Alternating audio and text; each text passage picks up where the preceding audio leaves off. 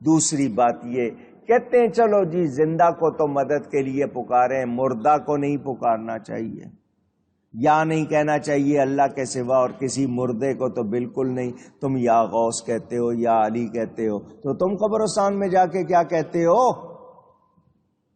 السلام علیکم، اونچی۔ تو آپ نے مردوں کو یا کہا یا نہیں کہا؟ ہم پر فتویٰ لگاتے ہو، تم نے مردوں کو یا کہہ کے پکارا یا نہیں؟ یہ مانا کہ نہیں کہ یہ سنتے ہیں، یہ مانا کہ نہیں یہ جواب دیتے ہیں، کیونکہ جو سن نہیں سکے اس کو سلام نہیں کر سکتے، جو جواب نہیں دے سکتا اس کو سلام نہیں کر سکتے۔ تو تم نے قبرستان میں جا کے سلام کیا یا کہہ کے پکارا کہ یہ سنتے بھی ہیں، جواب بھی دے سکتے ہیں۔ جب کلمہ پڑھنے والوں کی یہ شان، نبی کی کتنی شان ہے؟ ہر نماز میں پڑھتے ہو السلام علیکہ ایھا النبی ورحمۃ اللہ وبرکاتہ، پڑھتے ہو یا نہیں؟ تو سلام اس کو کیا جاتا ہے جو سنتا ہے، سن کے جواب دیتا ہے۔ تو ساری دنیا ہر لمحے پوری کائنات میں نماز پڑھی جا رہی ہے، نبی سن بھی رہے ہیں، جواب بھی دے رہے ہیں۔ لوگوں کو کہا جاتا ہے ایک دوسرے کی مدد کرو، ایک دوسرے کی مدد کرو۔ اگر مدد کر ہی نہیں سکتے تو پھر کیوں کہا جاتا ہے؟ تو بندے کی مدد اللہ کی مدد کی ہی تو مظہر ہے۔ اگر اللہ طاقت نہ دے کوئی کسی کی مدد کر سکتا ہے؟ تو یہ آپ کو اس لیے بتا دیا کہ آپ شک میں نہ آئیں۔ اب کہتے ہیں جی مردے مدد نہیں کرتے، زندہ کر لیتے ہیں ایک دوسرے کی مدد، ظاہری مدد۔ میں اس کے لیے کتنے واقعے سنا دوں، خود ان کی کتابوں سے سنا دوں۔ میری کتاب مزارات و تبرکات پڑھ لیجئے، میں نے اس میں واقعات لکھے ہیں، انہی کی کتابوں سے لکھے ہیں۔ جو کہتے ہیں جی مردوں سے مدد نہیں مانگو، انہی کی کتابوں سے۔ آپ لوگ نماز پڑھتے ہو؟ چلو جتنے پڑھتے ہیں انہوں نے آواز لگا دی۔ کتنی نمازیں فرض ہوئی تھیں؟ معراج کی رات کتنی فرض ہوئی تھی؟ 45 کیسے معاف ہو گئیں؟ 50 فرض ہوئی تھی، 45 معاف ہو گئیں۔ کیسے معاف ہو گئیں؟ وفات پائے ہوئے نبی کی مدد سے۔ جو وسیلہ نہیں مانتے، وفات پائے ہوئے کا بالکل نہیں مانتے، ان سے کو 50 پڑھیں۔ 45 معاف ہوئی ہیں وفات پائے ہوئے نبی کے وسیلے سے۔ حضرت موسیٰ نہ آتے، مدد نہ کرتے، حضور 50 لے کے آ جاتے تو کیا حال ہوتا؟ تو جو کہتے ہیں جی وفات پائے ہوئے مدد نہیں کرتے، تو حضرت موسیٰ کی وفات ہو چکی، انہوں نے چھٹے آسمان پر مدد کی یا نہیں کی؟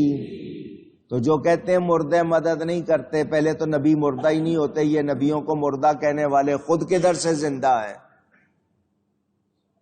میں نے اتنی موٹی بات کی ہے، جواب دے دو۔ 50 فرض ہوئی تھی، 45 کیسے معاف ہو گئیں؟ جواب دو۔ اگلی بات، قصیدہ بردہ ساری دنیا پڑھتی ہے۔ نبی پاک کے 500 سال کے بعد مصر میں اسکندریہ میں حضرت امام شرف الدین بوصیری، ان کو فالج ہو گیا، اسٹروک ہو گیا، پیرالائز ہو گئے، بستر پر بیٹھے نبی کو پکار رہے ہیں یا اکرم الخلق۔ نبی کے 500 سال کے بعد کیا پکار رہے ہیں؟ یا اکرم الخلق، اے اللہ کی مخلوق میں سب سے زیادہ عزت والے، مالی، میرے لیے، من الوذ بہ، آپ کے سوا کوئی سہارا نہیں ہے، سوا کا عند حلول الحادث الاممی، جب میں مشکل پریشانی میں ہوتا ہوں، حضور آپ کے سوا میرا کوئی مددگار، کوئی سہارا نہیں۔ 900 سال سے یہ قصیدہ پوری دنیا پڑھ رہی ہے یا نہیں؟ نبی نے سنا، مدد کی یا نہیں کی؟ کہتے ہیں جی وفات پایا ہوا مدد نہیں کر سکتا۔ اب بولو۔ کتاب کا نام امداد المشتاق، لکھنے والے جناب اشرف علی تھانوی، بازار میں ملتی ہے، اردو میں۔ وہ کہتے ہیں جی ہمارے پیر صاحب کا ایک جولاہا مرید تھا، جولاہا کپڑے بننے والا، آج کل پاور لومز ہوتی ہیں ٹیکسٹائل یونیورسٹی، جولاہا کہتے ہیں کپڑا بننے والے کو۔ وہ روٹیوں کو محتاج ہو گیا، کنگال ہو گیا، پینی لیس ہو گیا۔ ہمارے پیر صاحب کی قبر پر آیا، تھانوی صاحب لکھ رہے ہیں دادا پیر کے حوالے سے، حاجی نور محمد ان کا نام، ان کے حوالے سے تھانوی صاحب لکھ رہے ہیں۔ اس نے قبر پہ آ کر کہا روٹیوں کو محتاج ہو گیا ہوں، کنگال ہو گیا ہوں، دستگیری کیجئے۔ کیا کیجئے؟ دستگیری۔ پھر کہیے گا، دست بازو کو کہتے ہیں، گیر پکڑنے کو، میری بازو پکڑیے، میری مدد کیجئے۔ تھانوی صاحب لکھ رہے ہیں قبر سے جواب ملا، روزانہ ہماری قبر پہ آنا، پاؤں کی طرف سے 2 آنے روز ملیں گے۔ اس مرید کو دیکھ کر تھانوی صاحب کہتے ہیں ہم روز آتے ہیں اور وہ کہتا ہے مجھے 2 آنے ملتے ہیں۔ تو 14ویں صدی میں تمہارا پیر دے رہا ہے تو پیروں کا پیر غوث نہیں دے رہا؟ اعتراض کرنے والوں،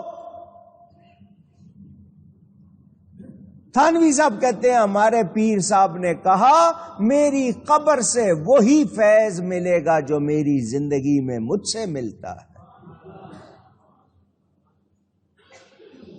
تم لوگ پہلے اپنے گھر کی خبر لے لو۔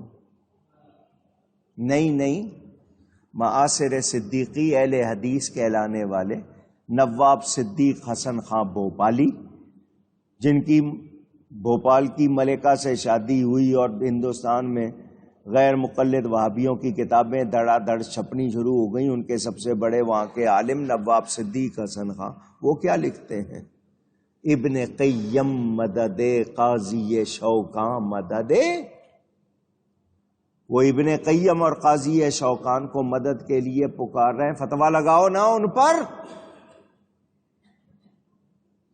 تم نے فتوے ہمارے لیے رکھے ہیں، ہم تمہارے فتووں کو اچھی طرح جانتے ہیں، تمہارے ایسے فتووں سے ہم مشرک ہو سکتے نہیں۔ ہم اللہ کے سوا کسی کو عبادت کے لائق نہیں مانتے، نبیوں ولیوں کو اللہ کا شریک یا اس کا مثل نہیں مانتے، یہ اللہ کی عطا کے مظہر ہیں۔ ایک مچھلی میں جلوے نظر آئے مانتے ہو، ایک پھول میں جلوے نظر آئے مانتے ہو، کسی اور چیز میں اللہ کے جلوے، تو نبی ولیوں میں اللہ کے جلوے کیوں نہیں مانتے؟ اثر ہر چیز میں مانتے ہو تو اللہ کے پیاروں میں اثر کیوں نہیں مانتے؟ اعتراض کرنے والوں، تمہارے اعتراض میں کوئی دم اونچی۔ السلام علیکہ ایھا النبی پڑھتے ہو، ہر نماز میں پڑھتے ہو۔ تو یہاں یدعون کا معنی اعلی حضرت نے پوجنا لکھا ہے، بالکل صحیح لکھا ہے۔ پکارنے والے بھی پوجا والے بھی، دونوں کے مسئلے میں نے آپ کو سنا دیے، بتا دیے، آپ نے اچھی طرح سن لیا۔ نہ ہم اللہ کے سوا کسی کو عبادت کے لائق سمجھ کر یا مستعان حقیقی مددگار سمجھ کر پکارتے ہیں، نہ ہی اللہ کے سوا کسی کی عبادت کرتے ہیں۔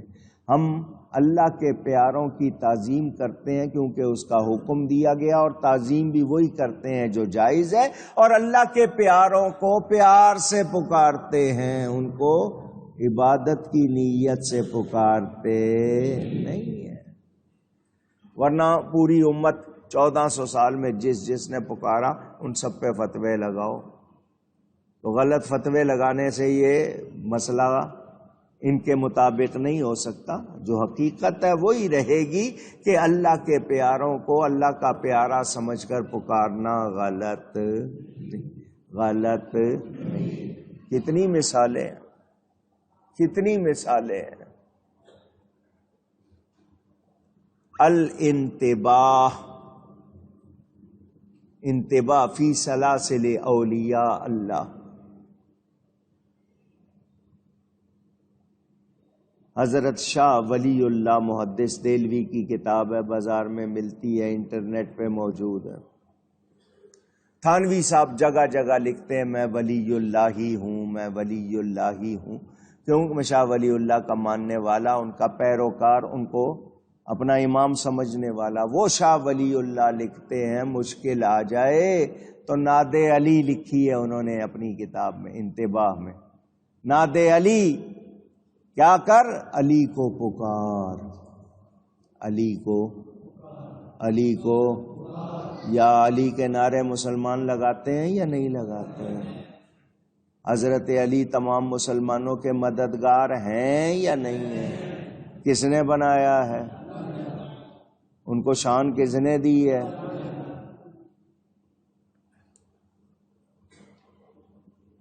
شاہ ولی اللہ لکھتے ہیں پکارو علی کو، ناد علی مظہر العجائب والغرائب تجدہ عونا لک فی النوائب سینجلی کل ہم وغم۔ پکارنا ہے نا، اب کیا پکارنا ہے؟ بے ولایت کا یا علی یا علی یا علی، پکارو علی کو۔ شاہ ولی اللہ لکھ رہے ہیں، فتویٰ لگا دو ان پر۔ نہیں کتنی کتابیں لوں؟ جواہر خمسہ بتاؤں، سبع سنابل بتاؤں، آپ کو مکتوبات شریف بتاؤں؟ جس کو مانتے ہو آ جاؤ، اس کی کتاب میں سے دکھا دیتا ہوں۔ اللہ کے پیاروں کو اس کا پیارا سمجھ کے پکارنا غلط نہیں۔ ہم یہاں بھی پکار رہے ہیں، قبر میں بھی پکاریں گے انشاءاللہ، حشر میں بھی۔ غلام احمد مختار یوں پہچانے جائیں گے کہ ہوگا حشر میں بھی ان کا نعرہ یا رسول اللہ، کہ ہوگا حشر میں بھی میرا نعرہ یا رسول اللہ صلی اللہ علیہ وسلم۔